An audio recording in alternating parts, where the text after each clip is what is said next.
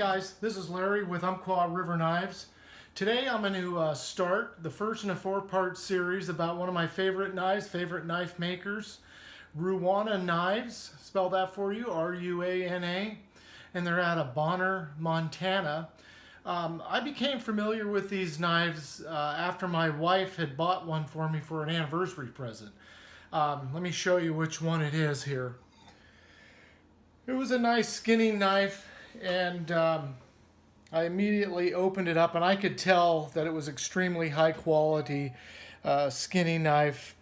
I looked at the sheath and the leather work on it and I was like, wow, this was amazing. I was blown away that she would know enough about skinny knives to find this and locate this knife. So anyway, I did some research on it and I wanted to know more about Ruana Knives, and I wanted to know their story and their history.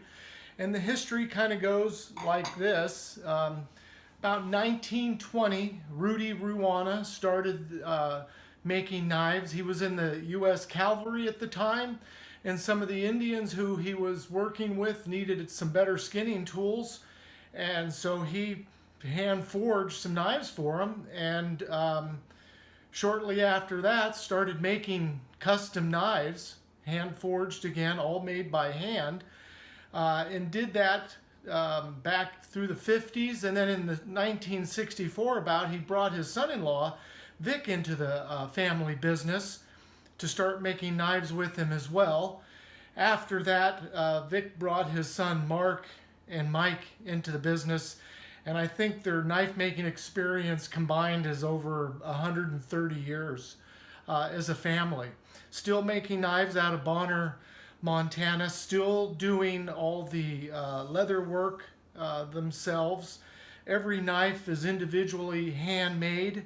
Every knife is hand forged. So, you know, they pound these things out on an anvil. They use fire. It's extremely hard work and very tedious. And they sell these knives all over the world. One of the interesting parts of that is when I came to know about them, I had called and had a conversation with them, and we were talking about how collectible they had come, and they kind of got a chuckle out of that because they make these knives for outdoorsmen. They're really popular too with the firefighting community, smoke jumpers. I'm going to use the opportunity to go through these knives individually, tell a little bit more about them and what their use is. Go ahead if you would and subscribe, and then I'll be able to notify you of the next knife review. Give us a thumbs up if you like what we're doing. Thank you.